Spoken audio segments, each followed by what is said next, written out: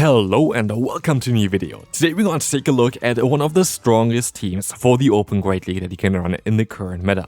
And we're utilizing one of the most broken Pokemon right now as well, which is going to be the Ninetales, and we put this Pokemon in the most broken core over the last few seasons, which is going to be Empoleon plus the Altaria. In this video, you're going to see everything that you need to see in order to play this team for yourself, all of the little things that you maybe try to use as well during battle that will help you out quite a bit. I will talk about in this video.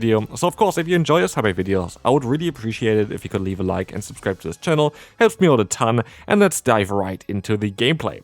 We are seeing here already, the GlitchxCity came in directly against our Ninetales, but they didn't expect on how fast I can go for the energy ball, knocking them out here, and we keep alignment in the first battle, which is amazing because we lost the lead against, I think it was a Tinkaton, which is a quite hard lead loss, but we come back already here just with our Ninetales, forcing them even here on the Kecleon to throw some energy against us. The Thunder Punch is coming in, and we have now the opportunity to get some energy on our Altaria, and for whatever reason, they don't stop out immediately, allowing me to get up to a Flamethrower against the Tinkaton, weaken them up immediately as well, swapping out into the Empoleon in the back. We are going to be able to take that Bulldoze like it's nothing, even though it's super effective. Bulldoze is not a strong move. They drop our defense, but it doesn't matter. We have the Hydro Cannon coming in, which is going to allow us to knock them out. And then comes the Kecleon, which is having no real play anymore. They are low on HP. We still have a full HP Altaria in the back, and this is going to allow us to knock them out and win us the first battle. And so the team is quite simple. We have Altaria in the lead, which is actually really cool because it has also fire type coverage, which is going to be utilized already twice now because we have a Fortress where you're going to go for the Flamethrower immediately to either threaten the KO or get the first shield. But we have our Saysop, which is always going to be the Kanto Ninetales. In certain situations, you could argue of going for the Empoleon as well. But this is allowing us to get a lot of energy first, and this also kind of forces the opponent a lot of times to throw a charge move early, which then allows us to have the switch clock unaligned. And this is what you try to aim for, trying to unalign the switch clock by either getting to your own charge move faster than the opponent can swap out, which is kind of a lot of times the case with Ninetales, or in this case, the opponent going for a charge move first. Here, I'm kind of unfortunate because I still get to the Swift, but I can keep my energy for later on, and I can go to my Empoleon, getting a ton of energy. In comes the GlitchxCity. They didn't want to stay in with the Kingdra, which makes a lot of sense. But GlitchxCity is either going to have no charge move damage against us as well, with the Awkward Tail and Stone Edge, or they have Mud Bomb, which then means we would be able to farm them down with our Altaria. So we're not in a bad position, and as we see as well, they have the Awkward Tail. We go for the CMT tie here as well, trying to get as much energy as we can. And Kingdra comes in and trying to knock us out. They have to go for a Surf here in order to knock us.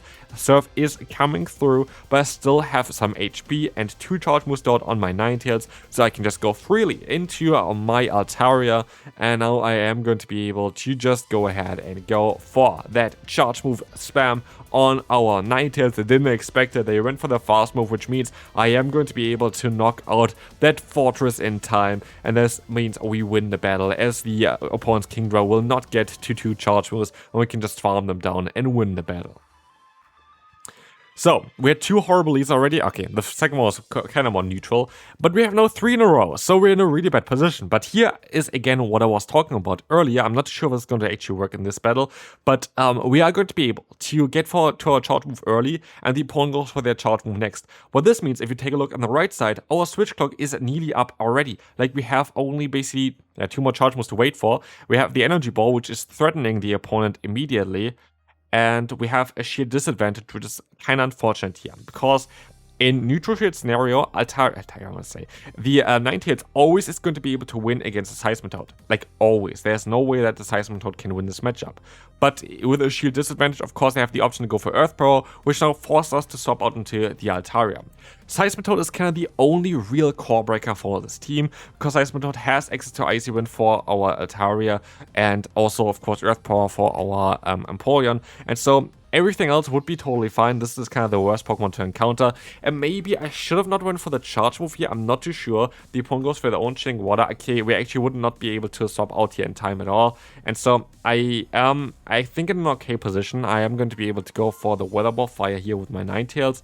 But we have to hope they can still reach another one. They go for their own. They're going to go for the Discharge here in order to knock us out. Or the X's actually, which is not going to be yet enough. But they even get more energy on the Seismitoad, which is a very smart play. And now I try to just get them low enough that I can knock them out here. Skytech comes in, and I hope I can just knock them out with my Empoleon now with a fast move damage before they can go for the Earth Power.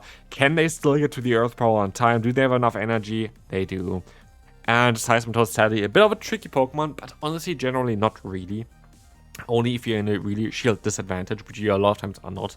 So, like, yeah, good game to the opponent, well played, but again, this was not really a team comp issue at all. It was just kind of unfortunate how we got into those positions. But again, we lost 3 times in a row, just for us now to be in the wrong league, to be fair. Like, this is going to be the Great League, which generally would be what you want to run, but not with the current system. I just don't enjoy the current system, I really don't. And so I will take the opportunity to just go for the old system as long as I still can.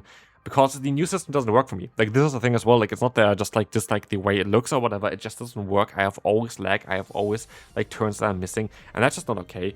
And I just don't really want it. So I could have mostly played this match up so much better if I wanted to, but I didn't, and so that is kind of how it is. But we still didn't lose yet. Of course, we still always have the opportunity to come back and win the battle, and that's what we're going to try to achieve here as well with our Altaria. Is going to be able to go for a charge move here against the opponent's Mightyena, forcing the final shield. Now it's time for Ninetales to shine. Ninetales is our main Pokemon of this team, and Ninetales is showcasing why. We have the charge move coming through. We're going to be able to get a knockout against the Mimikyu now, which is absolutely fantastic, as this is going to be now enough to KO this thing. We're going to see the swap out into the Tinkaton. And here is the funny thing. Because we have so much energy already, I'm going to be able to go for a charge move to also kind of turn on the switch clock, because now we can swap out into my Altaria, and they are in a bit of a difficult position. Because they're forced to go for the Gigaton Hammer if they want to knock me out. If they don't, they go for Bulldoze, it's not going to be enough, and I can knock them out. And this is kind of also an ideal way, because now this Flamethrower knocks out the Tinkaton, guaranteed. And I still have a ton of energy onto my Ninetales, and I should have enough health to survive a Poison Fang at least. And so we are going to be able to win this battle, even though it looked a little bit tough in mid-game.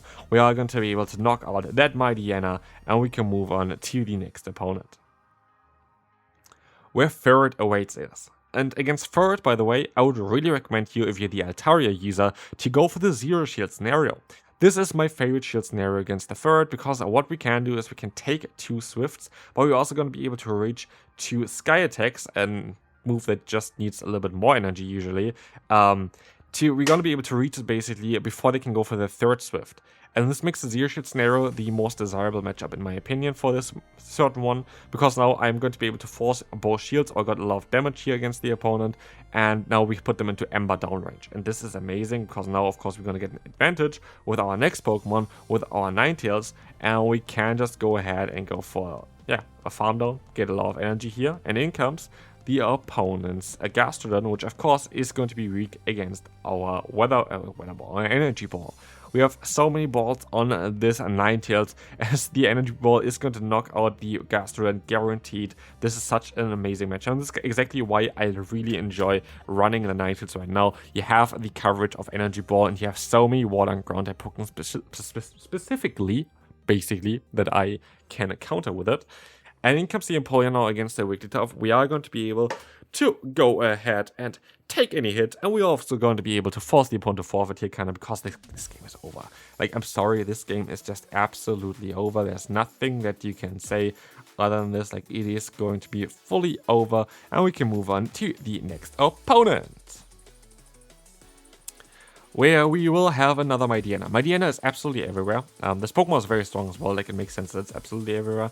It is very difficult to counter, I feel like. It makes me kind of want to run like something like Tinkaton lead, just because I want to counter this Pokemon. But yeah, maybe we see if we're gonna make a team towards that. Anyway, we have Mightyena going for the crunch, not ideal. In comes Ninetales, and we have the Jellicent coming in. And this is absolutely fantastic. This is exactly what I want to see. This is the Pokemon I want to bait out. Because I have Energy Ball, and we see already this is doing so much damage, it puts them into a position where I'm just going to be able to go for the Charge Move Weather Ball.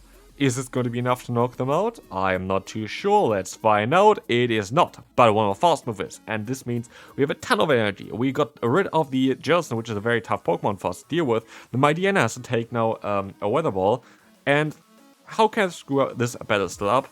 By thinking that my Ninetales is more worth it than it actually is. I decided to swap out now into the Empoleon. I could just went for the Weather Ball Fire to knock out the Mightyena, which would have been the ideal play.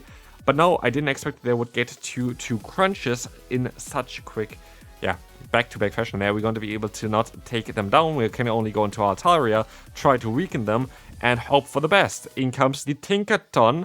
I at least still reach the Flamethrower, which is huge because I need to get the damage on them. And luckily, as level Weather Ball stored, this should be enough to knock out the Tinkaton, and the other opponent, my Diana, only has a few HP left, which can Ember down, and we still win, even though I could have played it so much better. But yeah, this is kind of, if you like the my Diana, for example, shields like it did there, it just tells me it's something weak to Ninetales in the back. In this case, it was a Tinkaton. Like, it's like such an easy read that you can do in mid-game. But again, we're going to see here that the opponent stops out against us. They go into the Ferret, which is in a position where, honestly, I think I have the option to just align myself, and this is what I want to do. They have the Togekiss, which we know, and I don't really want to. I can't actually use all my shields here, I realize, because if I do, my opponent is too frail. It's not there for the Togekiss, but luckily the opponent makes a huge mistake by going for the shield here. And if you wonder, why do you swap out into the Altaria knowing that there's going to be a Togekiss waiting for you, it's because Togekiss Altaria matchup is not that bad. Because I don't usually run fairy type coverage, we don't do any damage with our fast moves, but our Sky Attack still hurt, and they only have neutral damage with usually Psyshock, which is not really that great either. So, yeah, that's why I kind of decided to go that. But of course, we see the final Pokemon here, which is going to be the Empoleon. I go for the Sky Attack. I think I would be able to knock them out here with this charge move, even though it's resisted damage. It is actually not enough, and I can go into my own Ninetales. I should have went into my own Empoleon though instead, which would have made way more sense because we would be able to take a resisted move.